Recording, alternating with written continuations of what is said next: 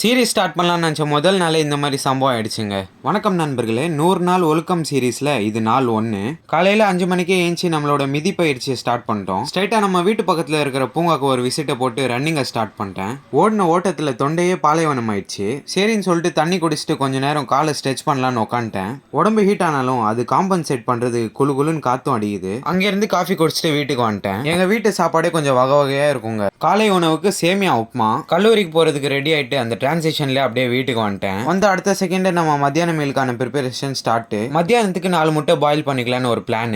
நான் சொன்ன மாதிரி தாங்க எங்க வீட்டு சாப்பாடு வகை வகையா இருக்கும். இது வந்து ராகில செஞ்ச களி வித் நெய், கூடவே நம்மளோட பாயில்டு எக்.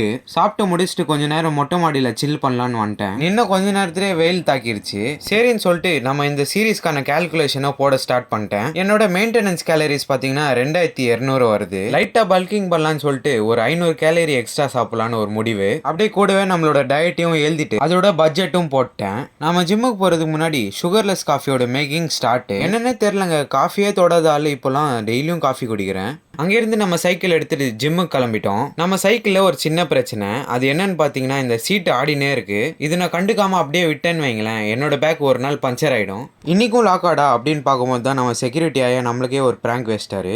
அவர்கிட்ட டியூஸ்டே ஏன் லீவு அப்படின்னு கேட்கும்போது தான் சொன்னாரு அது கவர்மெண்ட் லீவான். ஸோ நேற்று போட்ட விளாகில் ரீசன் தெரியாமல் சொல்லிட்டேன். ஜிம்முக்கு வந்து கொஞ்ச நேரம் மிரரை பார்த்துட்டு ஒர்க் அவுட்டை ஸ்டார்ட் பண்ணிட்டோம்.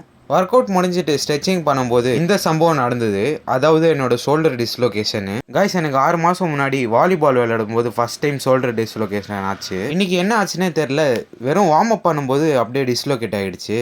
இந்த கைக்கு போட்டிருக்கேன் பார்த்தீங்களா பேண்டு, இது வந்து 1 மாதம் வச்சுக்கணுமா. சரி, அப்போ என்னடா இந்த சீரிஸ் அவ்வளோதானா அப்படின்னு கேட்டிங்கன்னா அது தாங்க இல்லை. வாழ்க்கையில் அப்ஸ் அண்ட் டவுன்ஸ் நடக்க தான் செய்யும். அது நம்ம எக்ஸ்கியூஸை வச்சுட்டு எதுவுமே பண்ணாமல் உட்காரக்கூடாது. கையை தவிர்த்து வேற என்னென்ன பண்ண முடியுமோ எல்லாமே பண்ணலாம். அப்படியே இந்த சீரீஸில் நம்மளோட ஷோல்டர் ரெக்கவரியும் பார்த்துடலாம். இந்த vlog இங்கே ஃபினிஷ் பண்ணிக்கிறேன். அடுத்த vlogல பார்க்கலாம். Bye guys.